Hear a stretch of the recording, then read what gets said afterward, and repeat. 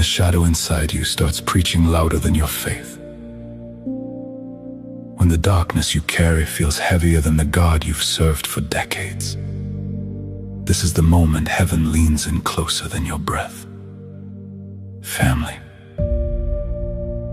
There are seasons where the weight you don't talk about becomes the heaviest thing in the room. Not the bills, not the diagnosis, not the family tension, but the quiet ache you've carried for years, the one nobody sees. The one you've learned to function with. The one that sits in your chest like a stone. And if you're honest, there are nights when your shadow feels heavier than your light.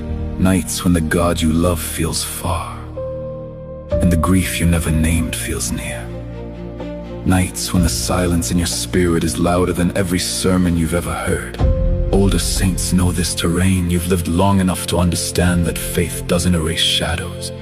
It teaches you how to walk through them without losing your mind.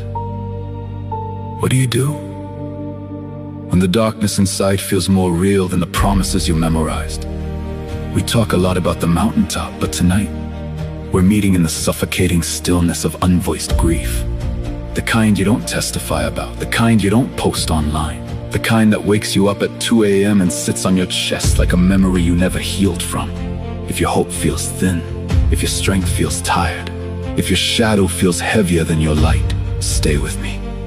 Because God is about to breathe in the places you've been too exhausted to touch.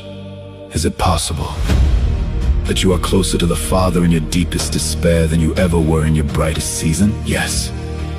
Because sometimes the midnight prayer isn't about answers, it's about survival. It's about the kind of grace that whispers when you can't form words. It's about the God who sits with you in the dark and refuses to let your internal heaviness hide you from his hand. You think your darkness disqualifies you, but heaven calls it the meeting place. The place where God becomes more than a concept, more than a Sunday routine, more than a scripture you recite. He becomes the anchor that holds when your strength collapses. Listen, God does some of his deepest work in the shadows, not because he needs the darkness, but because you finally stop pretending you're fine. When the tears you never cried start rising, when the memories you buried start resurfacing, when the exhaustion you ignored finally breaks through, that's when grace slips into the cracks and begins to steady what life has been shaking. Your shadow is not proof that God left you. Your shadow is proof that you're still fighting, still breathing, still reaching for the one who refuses to let despair have the final word. Hear me. Your internal darkness cannot hide you from the steady hand of God.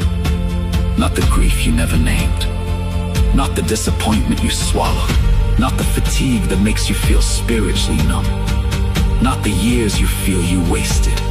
God is not intimidated by your heaviness. He is drawn to it. He is present in it. He is working through it.